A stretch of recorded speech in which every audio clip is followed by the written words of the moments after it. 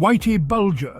The name sends chills down your spine. He was a notorious gangster, a ruthless killer, and for a long time he was America's most wanted fugitive. Bulger terrorized the streets of South Boston for decades. He was involved in everything from extortion to murder. But what made him truly terrifying was his ability to evade justice. He was finally caught in 2011 at the age of 81. Bulger lived out his final days in prison. This is the story of Whitey Bulger, a story of crime, corruption, and a twisted sense of loyalty. James Joseph Whitey Bulger Jr. was born in 1929, a time when the world was on the brink of the Great Depression. He grew up in the projects of South Boston, an area known for its tight-knit community, but also for its struggles with poverty and crime. His family was poor, but they were close, relying on each other to get through the tough times. Despite their financial struggles, they maintained a strong bond. Whitey's brother Billy was a bright student, excelling in his studies and showing promise from a young age. Billy stayed away from trouble, focusing on his education and future, determined to make something of himself. He went on to become a successful lawyer and politician, a testament to his hard work and dedication. He rose to become the president of the Massachusetts State Senate, a position of great influence and respect.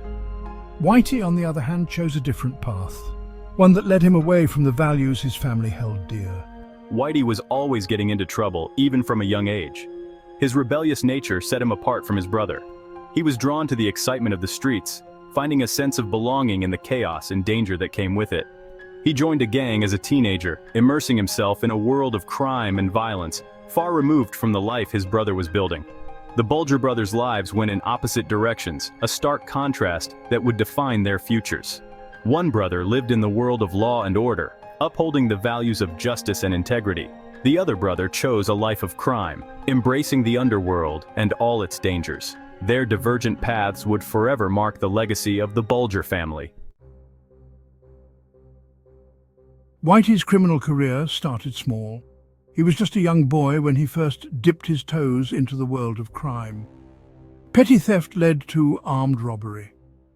What began as minor infractions quickly escalated into more serious offenses. He landed in juvenile detention. The system tried to correct his path, but it only served as a training ground for his future endeavors. His crimes escalated from there. Each stint in detention only made him more determined and more skilled in his criminal activities. In 1943, at just 14 years old, Whitey was arrested for the first time. It was a pivotal moment that set the stage for his notorious future. He'd been part of a gang of youths who robbed a store. This was no isolated incident. It was part of a pattern of increasingly bold criminal behavior. I spent my late teens and early 20s in and out of prison. Each time I got out, I found myself slipping back into the same old habits. Did time for bank robbery. It was one of the more high-profile crimes that landed me behind bars. Even spent time in Alcatraz. The infamous prison was supposed to be inescapable, but it only added to my legend. In between my stints in prison, I served in the U.S. Air Force. It was a strange detour in my life of crime. Was a member of the Air Police stationed at McClellan Air Force Base in California. The discipline and structure were a stark contrast to my criminal activities. Despite my military service, I was drawn back to a life of crime. The allure of the underworld was too strong to resist. My time in the Air Force didn't reform me. It only hardened me. The skills and discipline I learned there were just tools I used to become a more efficient criminal. As I grew older, my criminal activities became more sophisticated. I wasn't just a petty thief or a bank robber anymore. I was becoming a mastermind. The FBI started taking notice. I was no longer just a small-time crook. I was a significant player in the criminal underworld. Eventually, I made it onto the FBI's most wanted list. It was a dubious honor, but it showed just how far I had come from my early days of petty theft. My life of crime finally caught up with me. The law had been chasing me for decades, and they finally got their man. Now I spend my days in a prison cell reflecting on a life filled with choices that led me down a dark path. The story of Whitey Bulger is a cautionary tale, a reminder of how far one can fall. By the 1960s, Whitey was a major player in the Boston underworld. He joined the Winter Hill Gang. The gang controlled much of the city's organized crime. This included gambling, loan sharking, and drug trafficking. Whitey rose quickly through the ranks. He was ruthless and ambitious. He wasn't afraid to use violence to get what he wanted. In 1975, a major event changed everything. The leader of the Winter Hill Gang, Howie Winter, was sent to prison. This was part of a major FBI operation. I saw my opportunity. I seized control of the gang. Under my leadership, the Winter Hill Gang became even more powerful. We were also more deadly. What makes Whitey Bulger's story even more complex is his relationship with the FBI. He wasn't just a gangster, he was also an informant. In the 1970s, Whitey became an informant for the FBI. He provided information on his rivals, the Patriarca crime family. In exchange, the FBI allegedly turned a blind eye to Whitey's criminal activities. This corrupt relationship allowed Whitey to consolidate his power.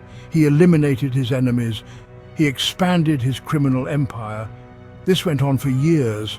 It finally unraveled in the 1990s. In 1994, Whitey Bulger learned that he was about to be indicted on racketeering charges. He went on the run. He was on the FBI's 10 most wanted list. He spent 16 years as a fugitive. Whitey and I traveled across the United States. We used aliases and posed as tourists. We lived a life on the edge, always looking over our shoulders. The FBI finally caught up with Whitey in 2011. They arrested him in Santa Monica, California. Section 7. Justice at Last.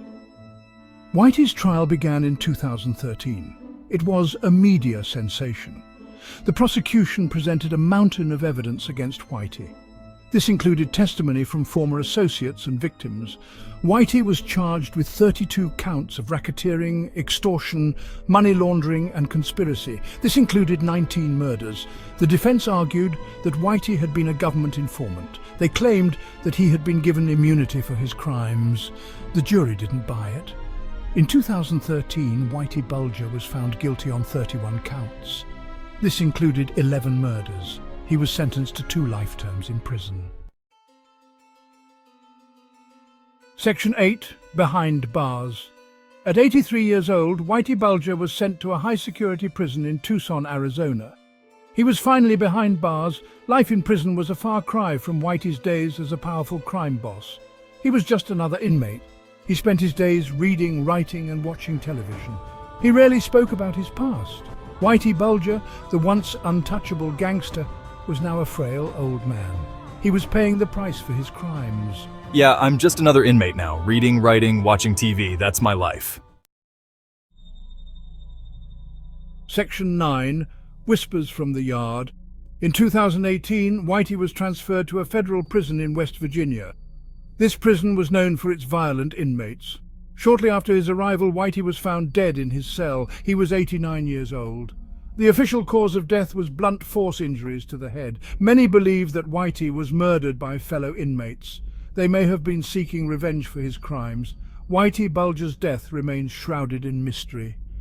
Some believe that his death was a long time coming. Section 10. Whitey's World. Whitey Bulger's story is full of contradictions. He was a man who lived many lives, each more complex than the last. He was a ruthless criminal who terrorized a city. His reign of terror left an indelible mark on the community, instilling fear and uncertainty. He was also a cunning manipulator who managed to stay one step ahead of the law for decades. His ability to evade capture was almost legendary, making him a ghost in the eyes of law enforcement. He was a complex and enigmatic figure. His personality was a labyrinth of contradictions, making him both fascinating and terrifying. He fascinated and horrified people in equal measure. His charisma drew people in, while his actions repelled them. Here are some lesser-known facts about Whitey Bulger. Whitey was a voracious reader. He devoured books on a wide range of subjects, from history to philosophy. He had a particular interest in history and philosophy. These subjects seemed to resonate with him, perhaps offering a different perspective on his own life. He was a fitness buff. Physical fitness was a priority for him, and he maintained a rigorous workout routine. He exercised regularly even in prison. His commitment to fitness was unwavering, regardless of his circumstances. Whitey was a fan of animals. His love for animals was one of the few soft spots in his otherwise hardened persona. He reportedly kept birds as pets while on the run. These birds were his companions during his years in hiding, offering a rare glimpse into his softer side. Whitey Bulger's story is a reminder that truth can be stranger than fiction. His life was a tapestry of unbelievable events that continue to baffle and intrigue. It's a story that continues to capture the imagination. People are drawn to the enigma that was Whitey Bulger, trying to understand the man behind the myth. He was a powerful reminder that even the most powerful criminals can be brought to justice. His eventual capture and conviction serve as a testament to the relentless pursuit of justice.